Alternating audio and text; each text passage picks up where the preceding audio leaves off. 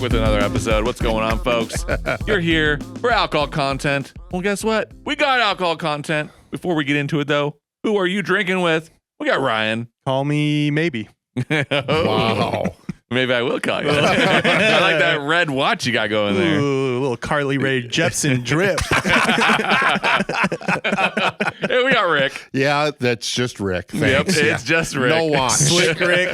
And you got me, Austin. And we're getting a little interesting today. So without further ado, Rick, Yeah. what do we got? I'm telling you what, super duper excited.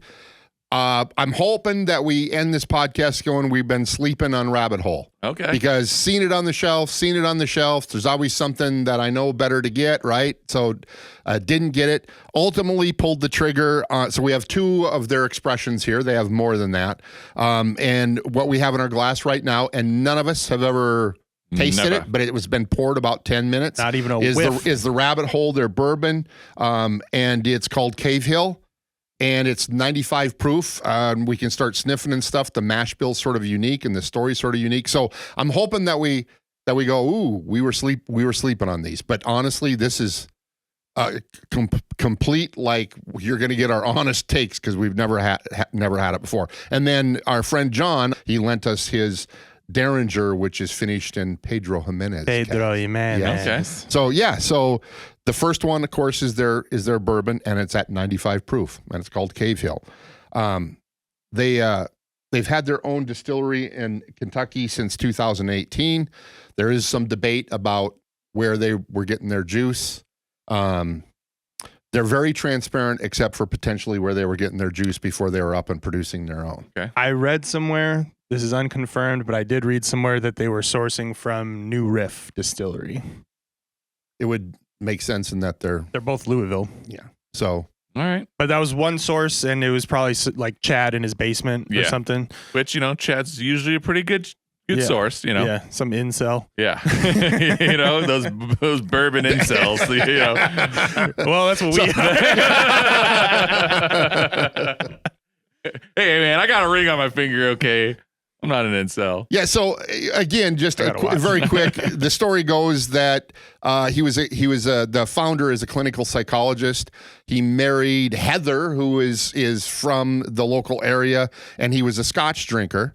And obviously, as the story goes, he went down the rabbit hole studying bourbon to create his own distillery. And then basically I saw an interview and he's saying, I just don't want to create the same old. There's tons of good bourbon out there. I don't want the same old. So he has changed it up mash bill wise. So what we're drinking right now, the Cavehill is 70% corn, 10% wheat. So it's a wheated bourbon. And then 20% malted barley, but 10% malted barley and 10% honeyed malted barley. Okay. So I'll be honest, I don't know what that means when they say honey malted barley. I don't know what that process would look like. But it is 20% malted barley. Well, which is pretty unusual. Now, it comes through on the nose big time. The barley? Oh, yeah. Almost a little Scotch-like a little bit. Very cereal. Yeah. It's okay. So this is almost like a cereal quality, like a malty sweetness on the nose, mixed with a little bit of earth, kind of almost in that mustiness, almost that Play-Doh notes. Yeah, there's a little of that going on. Yeah. Really interesting. Like, it kind of reminds me of like the old tub nose. Yeah. But then with a maltier sweetness to it. It does have a malty sweetness for sure. So I like the nose. What I find kind of interesting, so this is obviously sourced, and this person is wanting to try something new, but it was sourced. And it isn't now? They have their own distillery now. Depending on how old it is, they could be mixing their own stuff in, or it could fully be their own stuff now, but they don't have an age statement. So we'll reserve my shit talking. Well, and so, I don't know. So again, seriously, even on the bottles, and you go on site, they are very transparent about here's the mash bill. It's right here on the. I found them not to be super transparent about how we got to where we are, if that makes sense. I mean, they're transparent about their story, but it's like, is this mash bill? I mean, is this a mixing for, they're sourcing some stuff and some of their own right now? I don't know. You got to do what you got to do. I doubt anybody that's sourcing wants to be very transparent about that. Yeah. Because they're trying to build their brand. All right. So I'm not going to hold that against them. No, not at all. It's they're very transparent. The mash bill, et cetera, et cetera. Well, but not age. We don't know the age. Non-age stated. The nose is interesting and fun. Yeah. Very different. Yeah. But what does it taste like? I get a little Scotch type note on the nose. Kind of. It's a little more upfront than most Scotch, I think. But I do like that malty cereal sweetness to it. Interesting. You tasted it? What'd you think?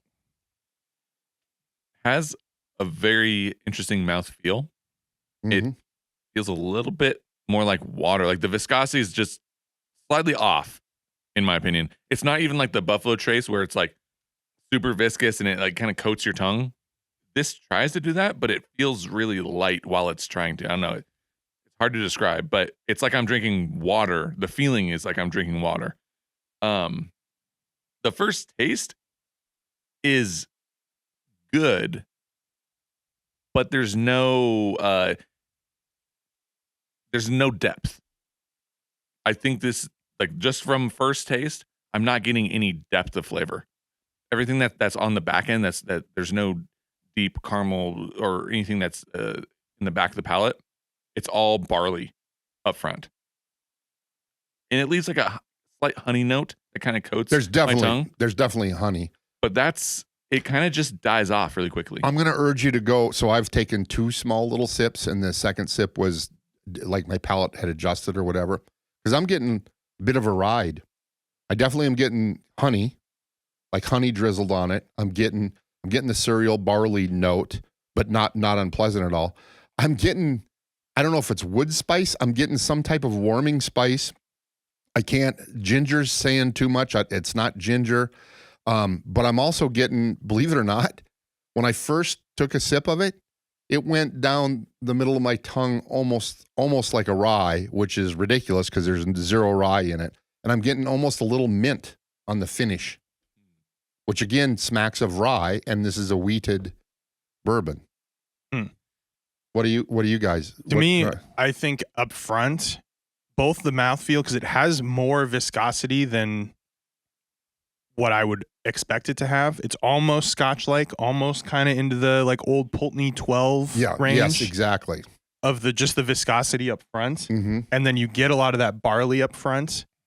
And then to me, all of that is very Scotch profile-y. And then that just fades away and turns into bourbon. Like on the back end, it's like, wow, that I just drank bourbon. And kind of larceny-esque with the wheat. Like I get some of those same notes as larceny. Back end, I'm getting vanilla now, which harkens to bourbon again. The finish is very bourbon. The up front to me is very Scotch-ish. So this is a bourbon. Bourbon whiskey. So it has to be in Chardo, white oak. Come out and say it. I don't like this. Like I would actually say I do not like this bottle. The proof is 95 proof, and I feel like that's all what I'm getting on the back end. As the ride, as I would say it, as the ride is going through my tongue, the proof and whatever wood is there, it's just a bitter, woody proof note. And so it's not balanced. No, what you're saying, and it feels super young with really charred barrels, and like there's some sweetness there, and it's like. But it's not. Everything is gone really quickly. There's a bitterness, and I think that you're kind of going the rye route with that bitterness. But for me, it's not. It's just bitterness. I don't even know what to describe. Like charcoal, almost maybe. Like it's not. And maybe my palate is whacked out. I don't know, but I'm not enjoying this really at all. I like the nose, but this is not hitting me right. And I'm even getting now a banana note on the nose. Kind of interesting, but yeah, this is like, it's kind of interesting. I'm wanting way more. I feel like this is not ready. So like too young for starters, and I don't usually like hate on a bottle. This experience is like really disappointing, especially on the price point of this.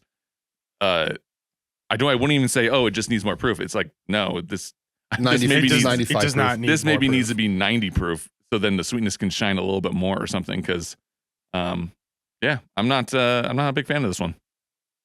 That's a good hot take, and I think I don't know if I have as hot a take as that.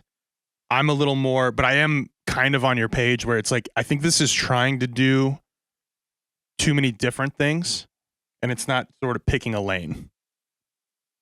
Like it's not. He doesn't want to go the bourbon route, so he's trying to do a little more barley heavy, a little more Scotch like, which is fine, but it's caught in the middle, and it doesn't necessarily blend the two the way I would want it. And it is a true bourbon, so it's new barrels, newly charred barrels. The mash bill's and so I think, and barley is more delicate of a grain to use, whereas corn, it's still a lot of corn. 68%, or excuse me, 70% corn. Which is a lot. So you'd think the sweetness of the corn would bolster it up. And maybe it is aged a little longer, and that might be its problem. Where the corn is falling off and that sweetness is falling off. I think that's what it is. And then the wood's coming up. Yeah, because the wood's there. So it's not like super young unless they really charred, it's the highest char you can go, which maybe is the case. Who knows? We don't know exactly what it is. But the wood is really present, so it's probably aged at something. Yeah. I like the honey note that it gives you. I like some of that malty barley. I'm going to unfortunately have to agree a little bit on the back end. I was trying to pawn it off to sort of a rye spice, even though I know there's no rye in it. And it became just more of a bitter wood note that wasn't balanced with anything else. That originally I was just trying to say, hey, this is some unique spice or whatever. And it's also drying on the end, very dry. My mouth is really dry on the end. Yeah. For someone who is super into Scotch, no, I'm talking about the distiller. I love Scotch, but as someone who was into Scotch and wanted to try something different, it's like, well, then why did you go the bourbon route? And I feel like money, for sure, and I get that. But I think that's what's holding him back is the fact he's trying to make bourbon. So you want it to be a straight single malt? Well, make me an American whiskey.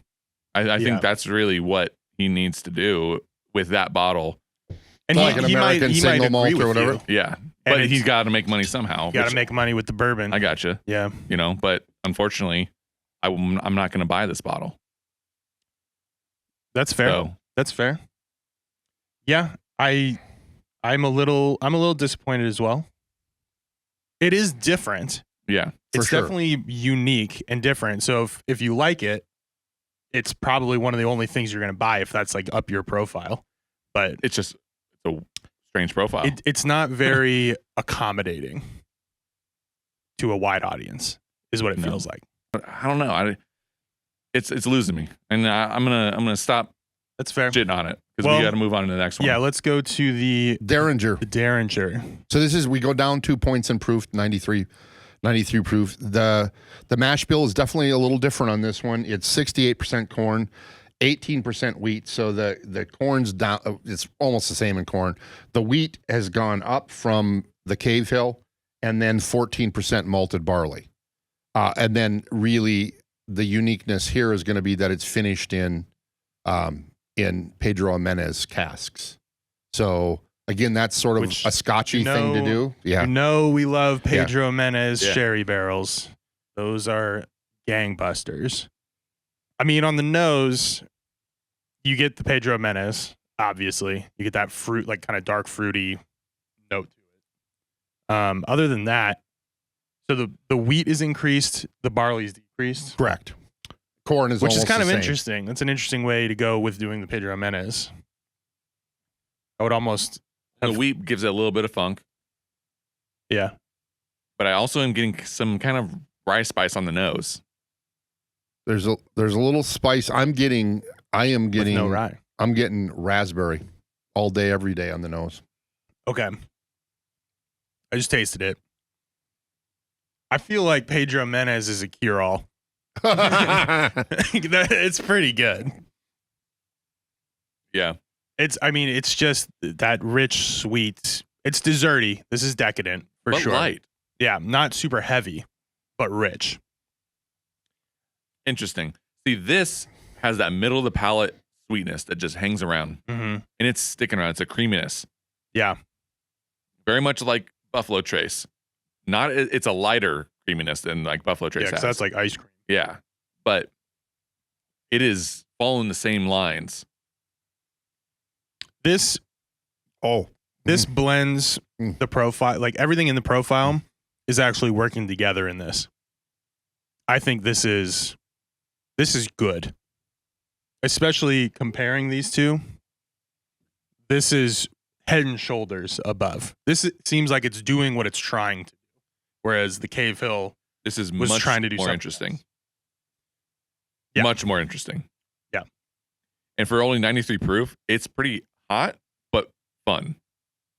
It's not overpoweringly hot. No. Yeah. But it's like it has a kick to it. But that kick is part of it balances with the sweetness really well. Yeah. This is wild in a good way. So I've had 2 sips of it, and my palate is zeroed in on this. It's creme brulee that's been, it's been charred, and then fresh raspberries on top. So that creaminess, I'm getting a vanilla and that creaminess of a creme brulee, but I'm also picking up distinct raspberry for me. It's not even sometimes like some type of fruit or a berry. This is, for me, it's raspberry. Yeah. Man, I would not be surprised if they sourced this bottle from Buffalo Trace. You with the creaminess, you mean? With the creaminess, it's almost like the same mash bill or we know the mash bill. I guess we would be able to tell if it was. Yeah, it's not with the 14% malted barley. Yeah. And wheat. I mean, some of Buffalo Trace's, they have their wheated line, but it really depends on the yeast, right? Yeah. Yeah, the yeast. Yeah. Because this is right up that alley of, if you like Buffalo Trace products, I think this would be a fun thing to kind of roll the dice on and to mix into a lineup. Right. If you're a big fan of Blanton's and the E.H. Taylor's. Like the creaminess we're talking about, Blanton's is certainly the like pinnacle, I think, of ice cream thickness. Yeah. This, I think, balances that out really well. This is a huge departure from my experience with the Cavehill. Yeah. Like this I could enjoy. This is great. Yeah. And although for me it is a dessert, I'm going to have. Oh, for sure. I mean, I'm enjoying it a lot. I'm not going to sit and, you know what I mean? Go hunting with this one. It's like, this is almost a aperitif after dinner or whatever. A nice little dessert. This is one of the last whiskeys of the night that you try. Yeah. This is like to cap it off.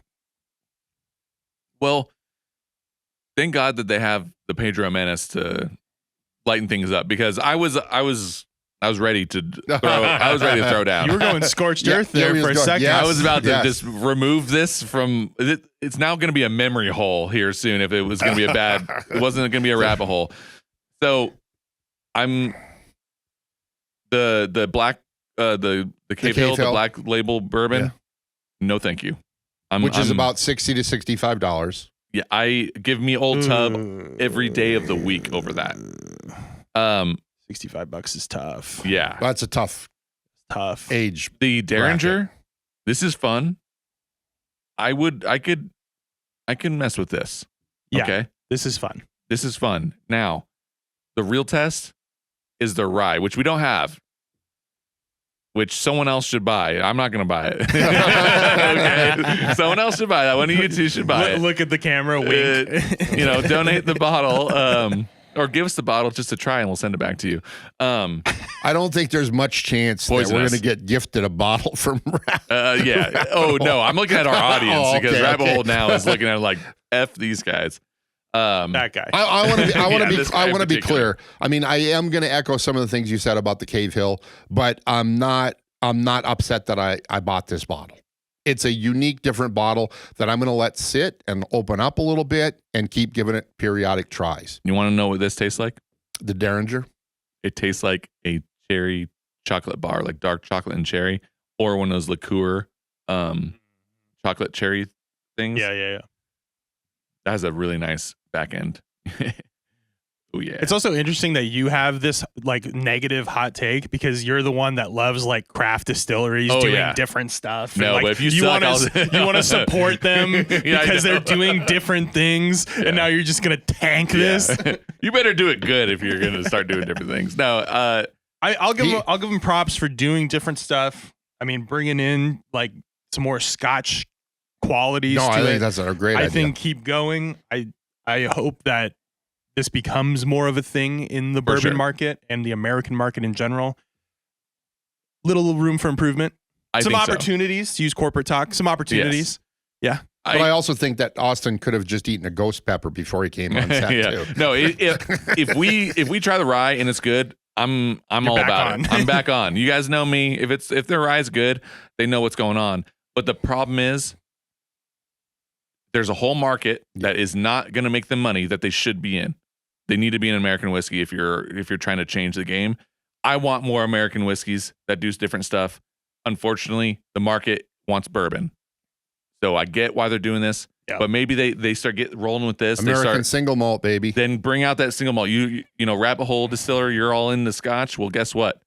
Bring us some American single malts and bring that stuff over here. So I think we should probably end it there. Yeah. All right. Well, folks, this was a wild one. This was fun. We're changing it up. Yeah. The critics they're messaging us right now. They're like, "How dare you? We sponsor this episode, and you no, they didn't sponsor the episode. We did it because we love the whiskey. We're trying them all, just like you like to. We do it for you. So you like the episode for that. You comment. Have you tried Rabbit Hole? I want to know your opinions because I don't know what to think. I'm bipolar on this one because we had two different bottles that are totally different. Let us know, okay? Outside of that, honest takes, baby. Hot takes, baby. Honest takes.